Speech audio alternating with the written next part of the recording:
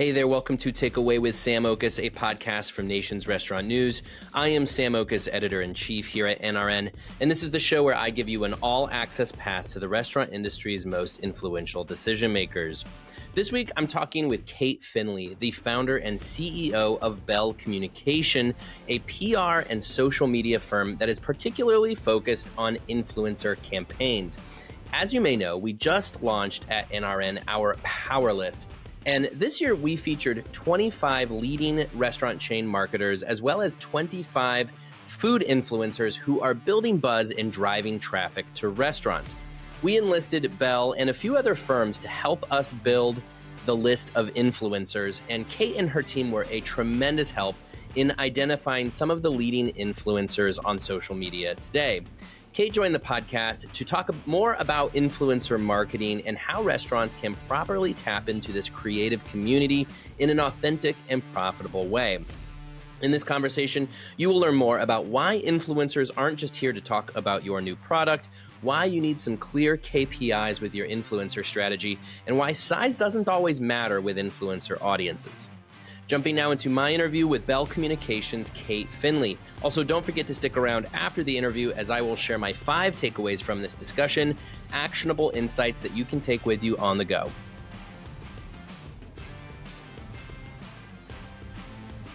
All right, Kate Finley, thank you so much for joining me today to talk about influencer marketing. This is something I feel way over my head on, a subject that makes me feel so old, but it's exciting nonetheless and certainly important for the restaurant industry. So thank you for joining me today to talk about it. My pleasure. This is an exciting topic and it's very relevant to our industry and it's been changing a lot, especially recently. Yep. So I'm excited to talk about it. So let's just set the table here. When we say influencer marketing, I'm sure everybody out there knows what we mean when we say influencer, but influencer marketing in general, what are we talking about here? I am so glad that you started with this question. So one of the ways that influencer marketing and now what I would refer to as influencer relations has evolved over the years, we have influencer marketing, which is much more transactional. It's kind of a one-time, one-off sort of engagement. You have a lot less control. It tends to be not very creative and not as effective because it's perceived as this mass kind of inauthentic thing. So when I say influencer marketing and we're talking about that, that's more like you use a tool and you find a bunch of influencers and you push out all of your content to them and they're all saying, wow, we got sent this and we're going into this restaurant. And it just is not very relatable. So that's where we've come from. And now for those brands who've been doing this for a while, it's going to be a little old hat, but just we have a range of people listening to us here. But influencer relations, on the other hand, it's very similar to media relations. It's very collaborative. It's seen as more relatable and authentic. You can be more creative. Often it's a partnership. So, we're talking now, but we might talk again in a month, work together throughout the year. And you have a lot more control too. So we're going back and forth on, how are we going to create this content? Where should it be? What should it look like? What does it taste like? How will we repurpose the content? And then because it's much more collaborative, there's a lot more strategy and creativity that goes into it. You do tend to have we'll get into this, but it's more of an investment of resources, but you have a much better ROI. So that's kind of, as an industry, we went back from, mommy bloggers, right? Those were kind of our digital influencers. And now we've evolved all the way through marketing into now what we tend to refer to at Bell as that influencer relations is kind of more of the ideal. Okay, this is good to have all these definitions here, obviously, to have this foundation. And you even mentioned how much change there is. And I mean, social media by its nature is just constantly is this constant evolution, constantly changing, hard to keep up with, but the algorithm, everybody's trying to know what the algorithm is, prioritizing right now, and everybody's changing their content to accommodate your point about, mommy bloggers. We had Facebook, then we had, Tumblr, and, you get into all the other ones, certainly now Instagram and TikTok. you and I are talking the day after the House passed the bill to potentially ban TikTok, which is probably another Mhm, conversation. mhm, We'll save mhm. that for another day.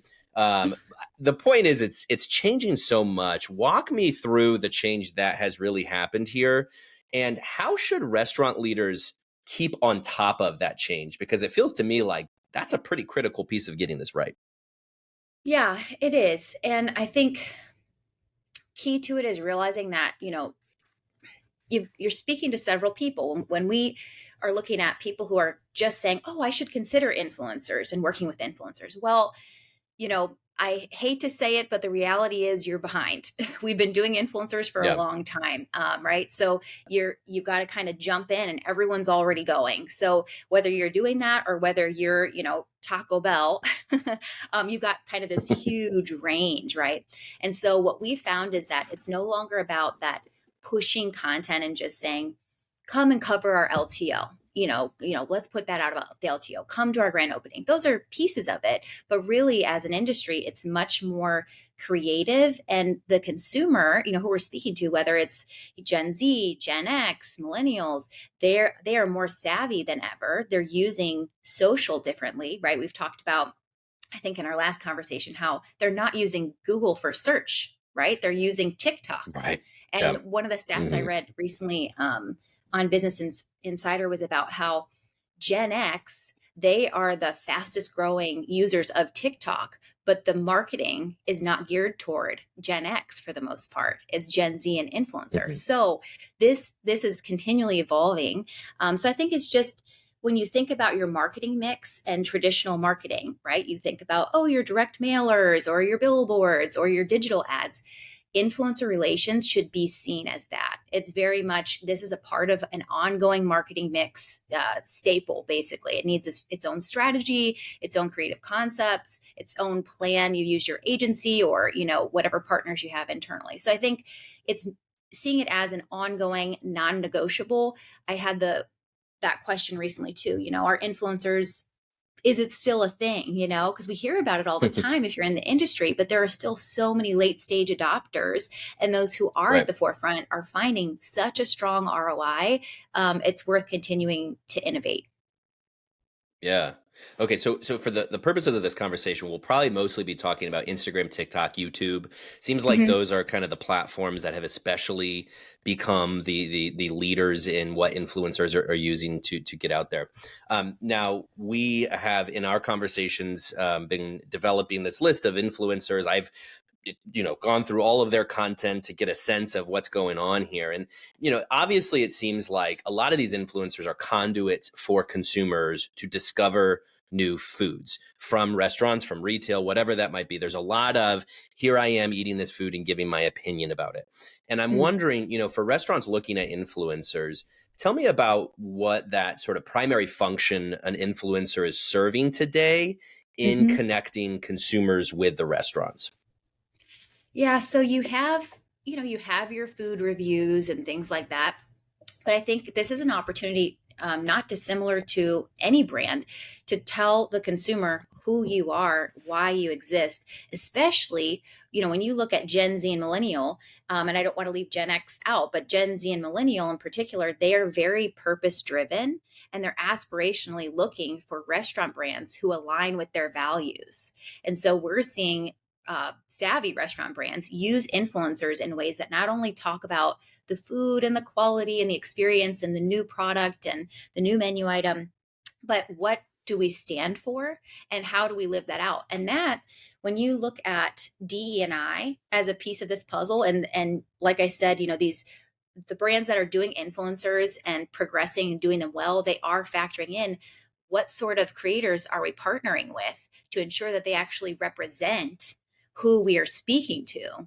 And so that is Hmm. something, if you can do that now, it really is a differentiator. And then those audiences are, people of color, BIPOC, people who are saying, hey, I want to put my dollar behind people who actually care about me. And that's one of the changes we're seeing a lot. I think that from a restaurant perspective, how do you convey your values? How do you convey why you exist? What's your culture like? So you can use them for not just Mm. for bringing people in to try things, but how about, it's hard to get talent. It's harder than ever to retain talent. How do we position ourselves from that perspective too? We're seeing more of that. Yeah, it's such a fascinating point because when I think about influencers, of course, I understand that what restaurants want out of an influencer is their reach. They want their Mhm. audience. Some of these influencers have many millions of followers. And so right there, you can Yes. tap into a huge audience. So I understand that. But when I think Mhm. about other just objectives and I think about, if I'm a restaurant, what do I want to get out of a campaign with influencers? Yeah. What are your suggestions? Like, how do you, what are you seeing restaurants doing? Maybe some best practices as far as the type of campaigns they're building that influencers are the ones executing essentially. Yeah, I appreciate that question a lot. I think we're seeing things like, custom menu items created in partnership with influencers. That's something that we're seeing more of. Long-term brand ambassador relationships with influencers. So you might have, you really want to think of the life cycle of the partnership. So if we are doing a collaboration with an influencer and representing a brand, we're thinking through how do we repurpose that content all throughout the, maybe it's in unit, it's digital, it has some sort of IRL, in real life component. It's something we're Hmm. using within their digital, their social ads, their digital presence.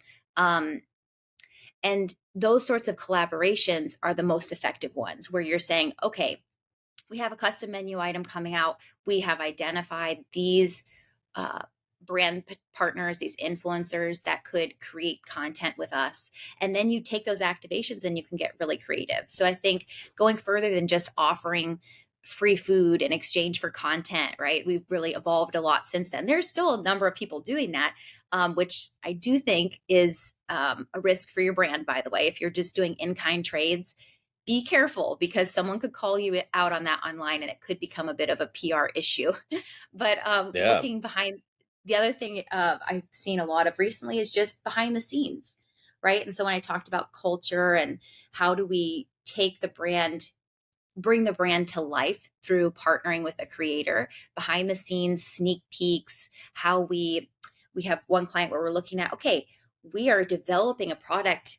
What if we bring influencers in to help us choose what the final version is, what ingredients we use? Why don't Hmm. we use them to be taste testers, right? So just thinking, really thinking of influencers as people who are people and they represent people like them. They're inspiring people to make decisions, to change their behavior, to try new things, because they're perceived, whether they truly are or not, they're perceived as trusted, aspirational peer sources. So I think anything that you would use someone like that for would be spot on. You can experiment with it. Yeah.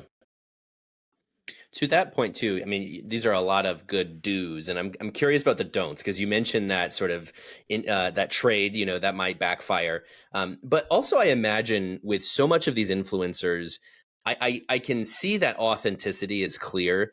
Mhm. As an old man now, I feel like I'm cynical Yeah. about a lot of this because I'm like, oh, this isn't even good content. I don't get it, but I Mhm. understand that it's not the quality of the content necessarily as much as it is this authenticity. It's stripping these layers of sort of fake promo, whatever, and just giving you my real self. I can tell that that's important to the influencer and especially important to their audience.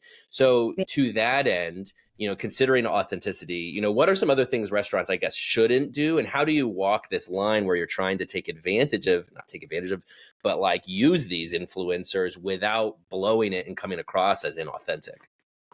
Yeah. So one of the big ones, don't you want to ensure that you have pay equity across your influencers. Mm. If you're paying Hmm. some influencers who, when you look on the face of it, they have similar engagement levels, comparable engagement, comparable reach, comparable audience, and you have a significant pay gap between those influencers, that is a vulnerability for you as a brand. And I'm not even talking about Mhm. what you should do as a person and how you should treat people, but that is Right. just from my PR lens, it's a significant vulnerability. And so one of the things we're doing with some large scale restaurant brands right now is looking at how do you have pay equity when you're working with content creators. So that would be one of my advisements to don't be unfair, be equitable in how you are compensating influencers. Also, for those who are maybe experimenting with it, don't quit early. Don't give up. Maybe something doesn't go Mhm. exactly as planned. You thought your content would come out beautifully and it didn't. Learn from it, just like any marketing tactic, right? So don't throw in the towel too early. Um, the other don't I would say is, don't forget don't forget about measurement. You have a big idea, you want to execute it. You think this influencer is just going to create mass awareness and you're going to have lines out the door. Not necessarily. You have to really go to, why are we doing this? Who is the audience? What do we hope we'll achieve? How will we know we were successful? We will know we were successful when fill in the blank. We have Mhm. at Bell, we have a measurement library of like 50 different KPIs that you can use in working with influencers and media. You need to look at, how are we going to measure it? Especially if you're trying to scale your influencer efforts, maybe you're on the brand side, right? You're looking and saying, well, I have to report up to several people. You have to ensure your measurement is on lock for sure. And then any other do's, I would just say, you know, or don'ts, I guess it's kind of hard to put it in that lens, but I would say, I'm going to say, don't try to hold on too tightly to your campaigns. Do be willing to give the influencer room to be creative and play. If you have a really tight contract that's very restrictive, which ding ding ding, you need to have a really solid contract for sure. Yeah. Don't make yourself vulnerable. But when you have that, don't let it be so restrictive that the influencer's hands are tied. You're going to end up with inauthentic, unrelatable content that you just paid primo dollars for, right? You want to get as much as you can from that. And then Yeah. just ensuring that you really are coming across as, you want the influencer to convey who you are as a brand, and you want the consumer to know that that this was a partnership with your brand, but don't let it be overly self-promotional. Right. No, that's great. That's super helpful.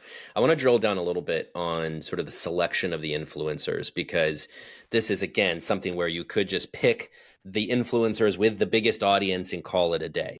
But Yeah. obviously, there's more to it than that. You've got to be more strategic. And you've also used the term in our conversations, micro influencer, which I just have to Mhm. imagine that's somebody with a smaller audience, but maybe a little bit more niche, maybe a little bit more regional. Tell me Yeah. about the process that the brands should go through in selecting influencers that are right for them, and Mhm. what the makeup of the influencers tend to be that are out there. Yeah, so micro influencers are those who have followings from around 10K to 100,000 people. Anything below that would be considered a nano influencer. This has evolved, right? But these are the current stats. And then over Mhm. 100,000, you have more of a macro influencer. And then beyond that, like a million and up, you have more of like a mega celebrity sort of influential influencer. How you select the influencers for your campaign depends on your priorities, but we tend to look more at engagement rates, because you can have that macro celebrity partner and expect really great ROI and pay for really great ROI and not get it because the engagement is Mhm. not there. So, in this, a great example, right, would be looking back at, Solo Stove and Snoop Dogg, right? Where they had these high hopes on this ROI hitting right away. And it just does not typically happen like that. So we Mhm. tend to see restaurant brands using micro influencers, that 10K to 100K range. Our agency works a lot with nano and micro. We do have macro and celebrity, but often we find micro influencers have earned very high levels of audience trust. And that's due Mm, to their relatability. They're very protective of their audiences. And that's why you want more of that collaborative approach with that influencer where they have some creative freedom and there's willingness to experiment. Micro influencers are much more cost effective also because their reaches are not as wide as those macro celebrity. They don't have the same cachet necessarily. And so then that does make them a more cost effective partner, typically. Everything's negotiable, right? And then yeah. just that personable relatability that those micro influencers have. We are finding that brands, last year we were saying at Bell that, it's the year of the micro influencer. And at Bell, we tend to look ahead and then it takes a little bit for everybody to catch up. But we were saying last year is the year of the micro influencer. And really now we're seeing people say, hey, yes, it's the year of the micro influencer. Let's stop shifting putting all of our dollars in one bucket on these macro mass relationships. We could expand and have so many more partners and so much more engagement and ROI, better ROI through these smaller, ongoing relationships versus these one-off, cross your fingers, hopefully it all works, macro relationships. Right. Yeah. So what's really interesting is one of our brands on the power list mentioned in conversation with our editor that they had over 4,000 influencers that they were working with. And it's a national chain. Um, Yeah. but it blew my mind because I'm like, Yeah. whoa! Like we A first lot to set about manage. doing the yeah, it's so many, right? And like when we Yeah. first got into this, I'm thinking to myself, oh, you have like two or three at a time, and then you move on to another two or three. But I have to imagine, I wasn't having this interview, it was just relayed back to me, but I have to Yeah. imagine that includes a lot of micro influencers. It has people in all the Hmm. communities they serve and all of that. But I'm curious to Yeah. get your take on this because does that seem like a lot to you? Is there a right amount of influencers you work with? What does that look like? Oh man, I wish that there was such a simple answer as like, how many influencers should we use? Based on, well, we have 10 locations or we have 400 locations. We've seen, brands use like large quantities of influencers like that. And we've partnered with brands on that. It's a lot to manage. So, one, you have to think of your resources. Two, back to the definition I shared originally, that's definitely an influencer marketing approach versus influencer relations. I would be willing to bet that they were not doing intense, customized contract negotiation, long form Yeah. content, ongoing relationships. This is probably more of a push campaign. Here's the information, now decimate it, right? And so that's where it depends on your approach. Sometimes you really need that because you need a mass awareness campaign. So instead of saying, I want to work with, I won't even name one, but one of the celebrity influencers out there. And I put all my Hmm. dollars in a couple celebrity relationships. Instead, I'm going to take 4,000 micro or nano influencers for the same amount of money that I would spend on a couple, two or three of these macro relationships. And I'm going to experiment with that ROI. It could make a lot of sense. It just depends on what you're trying to achieve. For most, I would say you're not going to have those sorts of numbers. We've seen one of the brands we work with where they have around 100 locations. We did a campaign where they had 72 micro influencers at one time pushing out an LTO. And it was a really fast and furious campaign, but we were able to work with them to see, okay, we can still make this feel very authentic, relatable, and even though it was an LTO, they're all talking about the same thing. They were saying it in different Mm, ways. So you can get pretty creative with it. You just have to have the resources behind it. So monetarily, you need to have the right. team resources internally and the agency partners. So if you get that team together and you have buy-in from your C-suite, you can really have a lot of impact. So back to your question on numbers, I would say my recommendation would be start small, see what works, test and learn from it because there's less Hmm. risk for your brand, and there's more and for your resources, and there's more opportunity to try it and expand from there. The best ROI that we've seen is when you can test, you develop a great relationship or like a handful of great relationships and go from there. One of the actually something emerging, I would say, to call it an emerging trend, is the idea of influencer pilot programs.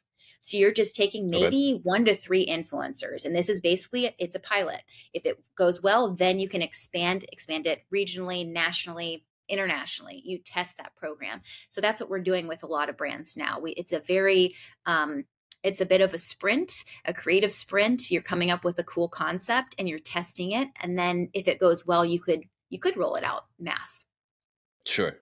Yeah. Well, you mentioned resources, and I'm just curious if you have any insights as to what the appropriate amount of resources a brand should commit. And obviously, that answer is going to be different for every type of restaurant. But for somebody who has maybe 10 restaurants, 10 locations, versus somebody who has 1,000 locations, any Yeah. suggestions for where a brand starts with knowing what kind of resources to throw at this? Yeah. So the good news is, I would say you can start where you're at. So if you don't have a lot, you're like, I have $1,500, I have $10,000, whatever. You can find an influencer that will work within that monetary restriction, that with that budget that you have, and go from there. Now, as far as how big can it get? Well, you just heard you've got 4,000 influencers happening. I'm sure that was a significant campaign. We often are working We'll work with micro influencers sometimes and it's 6 figures. It really depends on the engagement of that brand. So you can really scale it up.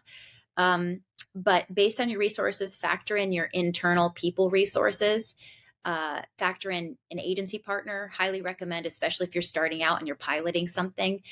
They don't have to run the whole show for you, but bring them in to help you understand how to negotiate contracts, how to create a really effective strategy, and how to equip your team with a system that they can scale. So, especially if Mm, you're smaller, you might not have an agency ongoing for this, right? It becomes very cost prohibitive. As you scale and grow, you need an agency because you don't have the internal resources or expertise within your team. So, you just need to, right. I would say, have that conversation with an agency that can come on and create a strategy that you can scale and do a pilot program to test. The other resources, your creative resources internally, if you have an idea and you're working with a content creator and you don't have creative resources in house, someone to bring that content to life, you can actually work with that micro influencer creator. They can be your content creator. They can be the ones that are creating the ads, coming in and they're shooting the video and doing all those pieces. So that's something that can be pretty cost effective also, within the resources to expand your team. Yeah, for sure. You also mentioned ROI, KPIs. You said you've got 50 KPIs that you guys follow. What are some of the key KPIs here that brands should have when they're doing an influencer campaign? What is the expected ROI they should have on this? Yeah, so we do have some data behind that too. This is where, when I said early on, don't throw in the towel too early, right? Be willing Hmm. to experiment. Make sure that, because influencers are common practice now. This is like your digital part of your digital advertising. They're actually, I refer to them more as a hybrid. They're this PR ad component with this third party content creator. It does take a significant investment of resources, and so you should expect a strong ROI from it. We have found that the ROI from influencer relations is actually much more predictable than public relations, because it's that blend where you have the advertising controlled component and you can see the influencers metrics. um, Hmm. Really, what we're seeing is that you can, let's see, some of the data that I have, $5.78 for every dollar spent on influencer marketing. We're seeing some data like that, or we're seeing like Oh, 5 to 7 or $5 to $8 for every dollar spent. But it doesn't necessarily start out that way. You may right. hit a home run, right, with your first few campaigns. That's totally possible too. If you target it well, you have a really smart, tight campaign, it's creative, it's relatable, you could see a better ROI than that. But one of the most encouraging things I think about the willingness, that, or the potential of influencer relations, if you're willing to just invest in it, you do see such a strong ROI early on. And so that's something when you're working with an agency partner, you need to have that conversation around what's their typical ROI for influencer campaigns. How does that ROI change based on the type of influencer they're working with? And then how does it change based on who we're speaking to? Do you have a better ROI speaking to Gen Z or Gen X or millennial? So these are the sort of questions you can be asking.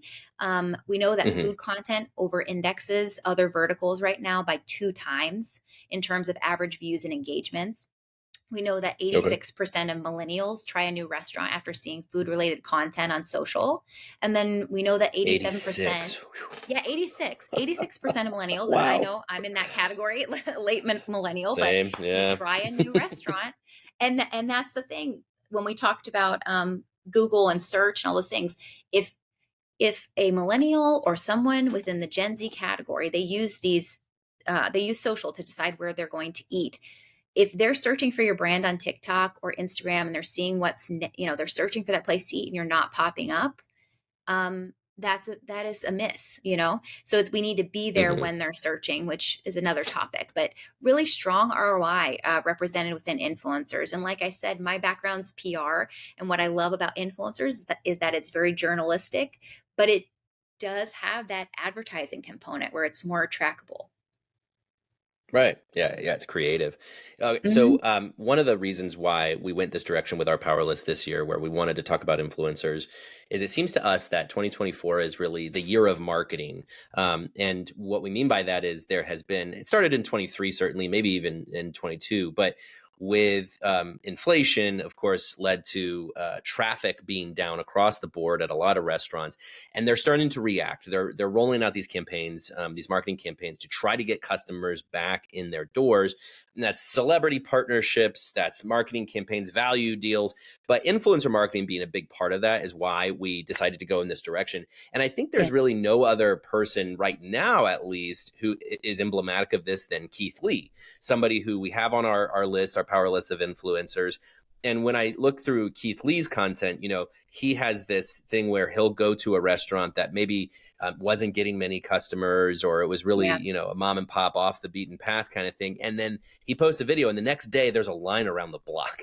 And that's obviously a way extreme example of this, but that's an example of how influencers can drive traffic to your restaurant. And I'm wondering how you respond to something like that, because obviously that is a KPI here, is what kind of traffic you get in your doors Yeah. after an influencer posts about that. But do you see influencer marketing, I guess, as a key lever to reversing the traffic trends that we're seeing across the board at restaurants? Absolutely. I think it's underutilized, honestly. And what's great, we can look at the people who are the macro brands, right? We can look at Chipotle and what they're doing and Taco Bell, and we can learn from them. We're not all them, right? But we can learn from them and adapt it for what works for our brand. And so we do see, well, in the beginning, I was saying, there is much more beyond a grand opening or an LTO, but we are seeing that those still work. You can still drive significant traffic around key milestones for your, like, whether it's a new menu item, or it's Father's Day, it's Mother's Day, these calendar items that keep coming up. It's Valentine's Day. Look at all the creativity we saw around Valentine's Day and creating a moment for people to come in. So it's really about, I would say, kind of summing it up, what moment are you creating for someone to come in and experience? Yes, this influencer is talking and saying you should go in, but why? What's different? What's unique? Whether it's just a point in time, something special we're doing for some sort of promo, BOGO, something like that, where you are kind of investing on the monetary side in that way, or we're just doing something cool and we want to use the influencer to show our community and our audience that this is happening. So I think if you create similar to other marketing, right? Let's not totally reinvent the wheel here. Similar to other marketing tactics, is it newsworthy? Is it timely? What's the call to action? You need to think of all those questions when you're doing these influencer collaborations. It's not just, hey, it's here. Make it for a Right. limited time, make it something special. And if you are working with a significant influencer or a number of micro influencers, make it something specific to their audience.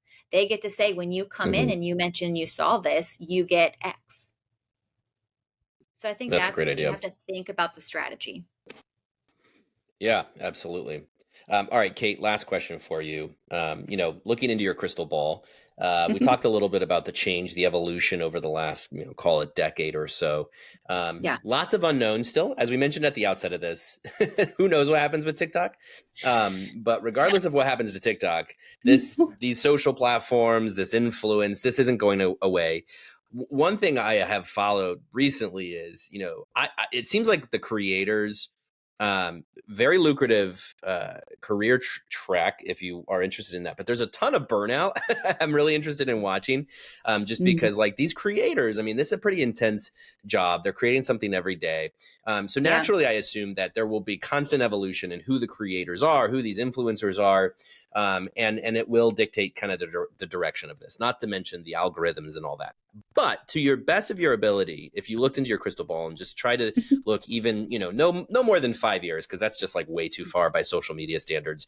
How do you expect all of this to evolve and change? Okay. I didn't pack my crystal ball, so I'm going to do my best here. So I really, no, I do think a lot about this. It's an industry that we have billions and billions of dollars getting pumped into this industry right now. And I don't think that's going to change in the next 5 years. I think it's going to grow. We're going to run this thing till it runs out. But what I anticipate happening is a redefining of influence and what an influencer is or who an influencer is. And right now we have we're looking to social media to create the benchmarks for why we would work with an influencer. But I think that the savvy brands are going to start exploring, people who don't have that strong social reach, but they know that they have that in real life impact and tapping those Mhm. influencers. So that's what I think we're going to start seeing more and more of over the next 5 years, really redefining, okay, who is an influencer, right? And it's going to take a higher touch, and it would be great if there's a way for a platform to evolve, to help us identify these people. But I do think there's Mhm. going to be a shift to looking at, okay, similar to networking, who's in your own backyard and how do you tap into that? Appreciate this. Thanks again so much for joining me today. Thank you, Sam. It's been really great.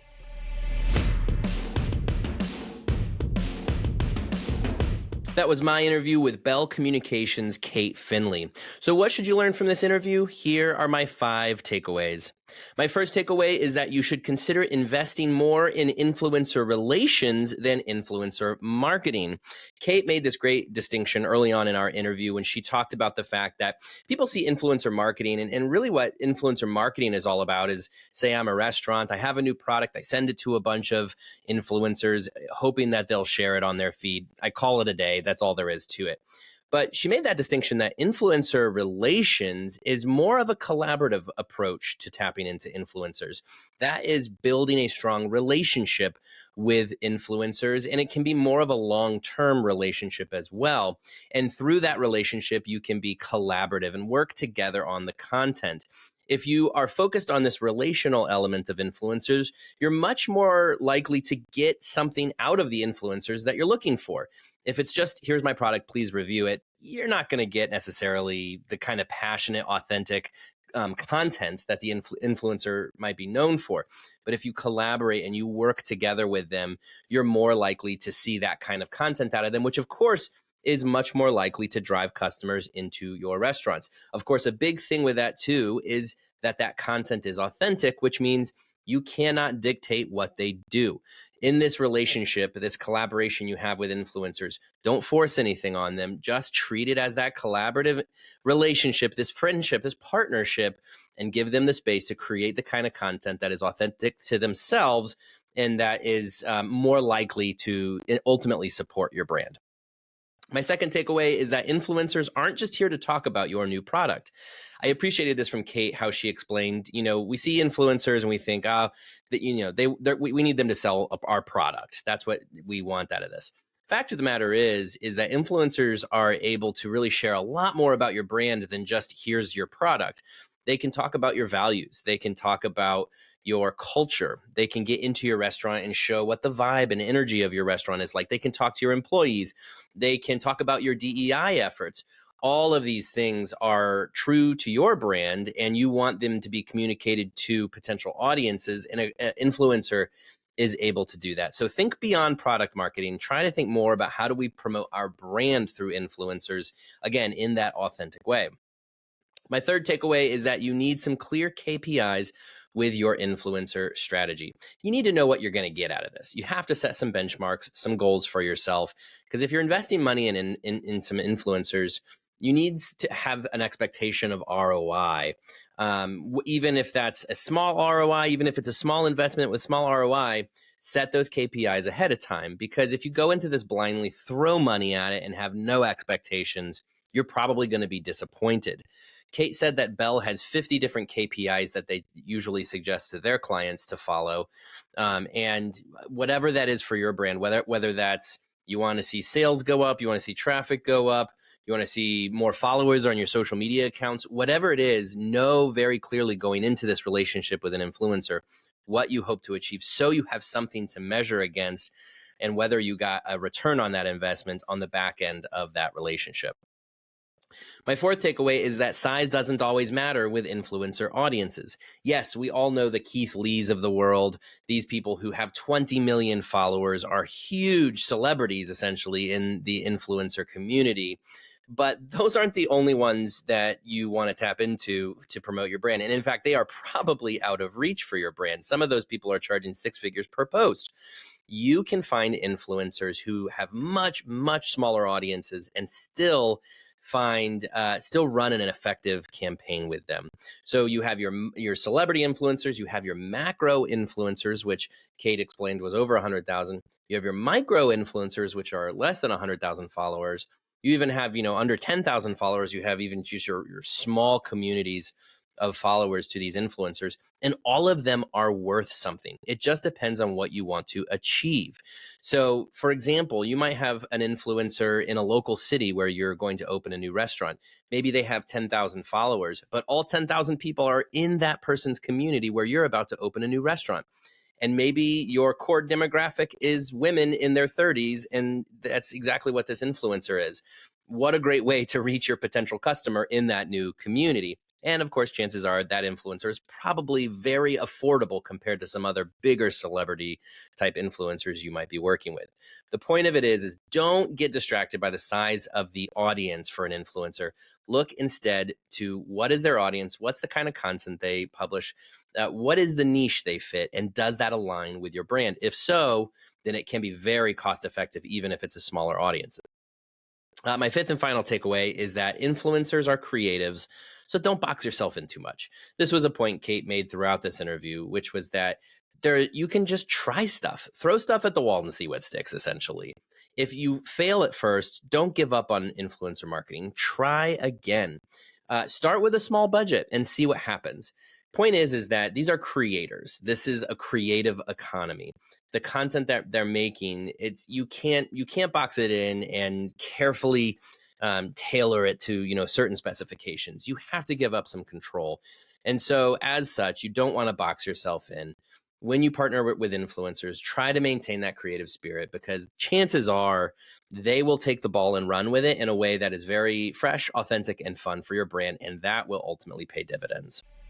Those are all my takeaways for today. I hope you enjoyed this episode. Please remember to subscribe to Takeaway wherever you listen to podcasts and leave your feedback. You can also email me at sam.okas@informa.com. And by the way, go check out the Power List. If you go to nrn.com/power-list, you will get all 50 marketers and influencers on that list, including, again, those 25 influencers that can teach you even more about social media influence. That's all for this week. Talk to you next week.